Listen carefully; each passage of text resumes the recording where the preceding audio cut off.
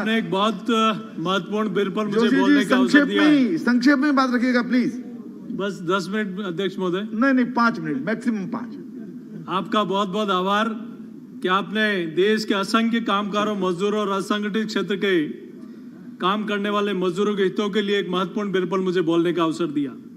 मैं देश के यशस्वी प्रधानमंत्री जी का और श्रम मंत्री जी का आभार प्रकट करना चाहता हूं कि इस देश में इतना बड़ा रिफॉर्म, चाहे एग्रीकल्चर में हो चाहे लेबर सेक्टर में हो, वही व्यक्ति कर सकता है जो उनके दुख और दर्द को समझता है।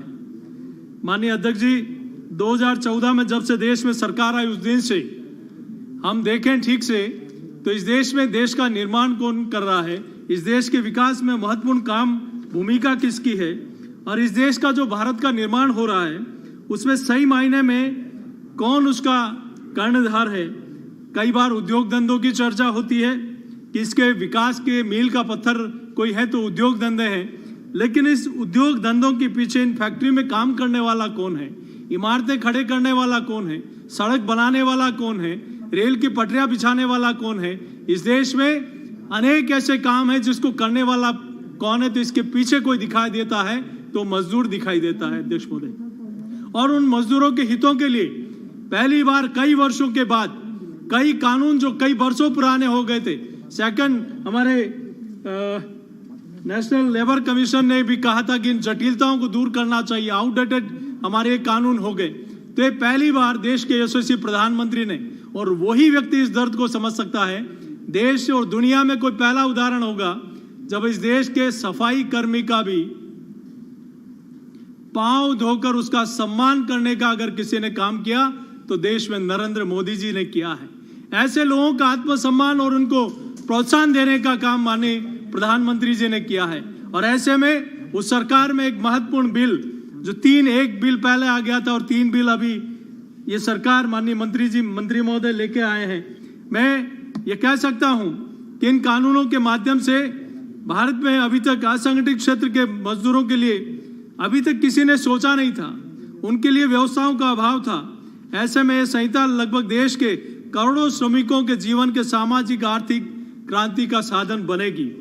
सबका साथ, सबका विकास, सबका विश्वास, इस परिकल्पना को लेकर देश के यशस्वी प्रधानमंत्री ने असंगठित क्षेत्र में बहुत सारी विसंगतियों से भरा हुआ था, उनको दूर करने का काम किया है। यह प्रयास स्वागत योग्य है, यह सराहनीय और अभिनंदन योग्य कदम है, जिसमें संगठित और असंगठित क्षेत्र के श्रमिकों की आर्थिक सामाजिक उन्नति का मार्ग प्रशस्त होगा। माननीय अध्यक्ष महोदय, मैं इतना निवेदन करना चाहता हूं, यह देश हमेशा से मेहनत मजदूरी करने वाला देश रहा है। हमारे देश में जितना आत्मसम्मान श्रमिक भाइयों का है वह शायद ही किसी देश में होगा। इसलिए जिस काम को कई वर्षों से यूनिवर्सिटी में पढ़ने वाले दक्ष डिग्री वाले लड़के नहीं कर पाते, उनको काम हमारे देश का अनुभवी मजदूर कर सकता है। और ऐसे में उस मजदूरों के हितों के लिए लॉकडाउन में भी उनके भरण पोषण के, उनका पेट भरने का काम अगर किसी ने किया तो देश के यशस्वी प्रधानमंत्री ने किया। 1 नेशन 1 राशन और उनके खातों में पैसे डालना, इस देश में पहली बार असंगठित क्षेत्र में मजदूरों को काम करने के लिए प्रधानमंत्री श्रम योगी मानधन योजना, ये पहली बार देश में मोदी जी की सरकार लेके आई। व्यापारियों दुकानदारियों के लिए राष्ट्रीय पेंशन योजना, ये पहली बार इस सरकार में हम लोगों ने देखा है। श्रम सुविधा पोर्टल, जिसके कारण कई लोगों को समस्या होती थी, उनका समाधान होगा। ऑनलाइन यूएन नंबर, जिसके माध्यम से कई कर्मचारियों की समस्याओं का, एक फैक्ट्री में काम करने वाला मजदूर कई बार दूसरी जगह चला जाता है, उसकी समस्या का समाधान। एससी के माध्यम से पहले 6.5% उसका योगदान होता था, अब 6% कर दिया गया। लॉकडाउन में नरेगा के माध्यम से घर बैठे लोगों के लिए एक जीवनदायिनी, जिसमें 182 से लेकर 202 रुपया बढ़ाने का काम किया। अब ये जो 3 बिल आए हैं उसके माध्यम से हम लोग देखें तो उसमें श्रमिकों का वर्गीकरण, काम के घंटे, छुट्टी, वेतन दरों आदि कई तकलीफों का निवारण इसके माध्यम से होगा। अध्यक्ष महोदय, मैं छोटी सी बात कहूंगा, इंस्पेक्टर राज, जिसके कारण नियोक्ताओं को और अन्य कई लोगों को परेशानी होती थी, वो राज खत्म होगा। 10,000 से बढ़ाकर 18,000 रुपया वो मिनिमम मजदूरी, वो भी अब उसके माध्यम से अपनी बात को कर सकता है।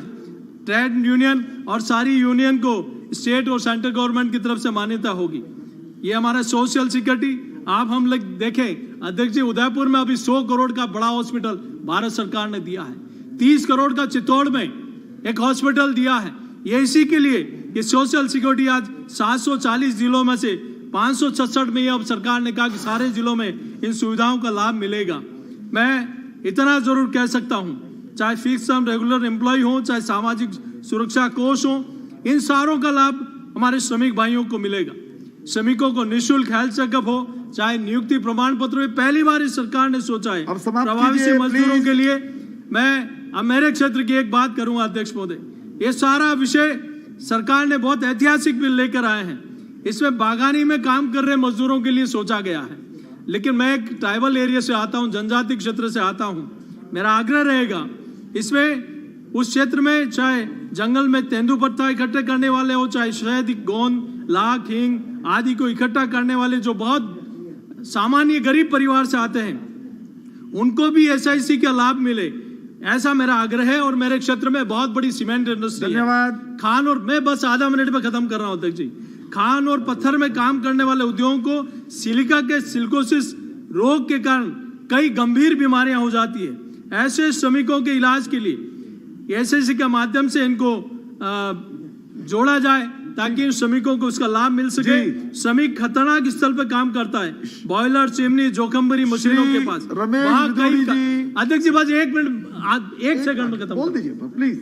आप बड़ा हृदय के अध्यक्ष जी, मजदूर को बोलने का अवसर दिया जाए। नहीं, आप बोलिए जल्दी से। मैं जो ये मजदूर जो गंभीर उद्योगों में काम करते हैं, वहाँ कई बार बॉयलर फट जाता है, चिमनी फट जाती है और कई मजदूरों का उसमें उस हानि हो जाती है, जन हानि हो जाती है।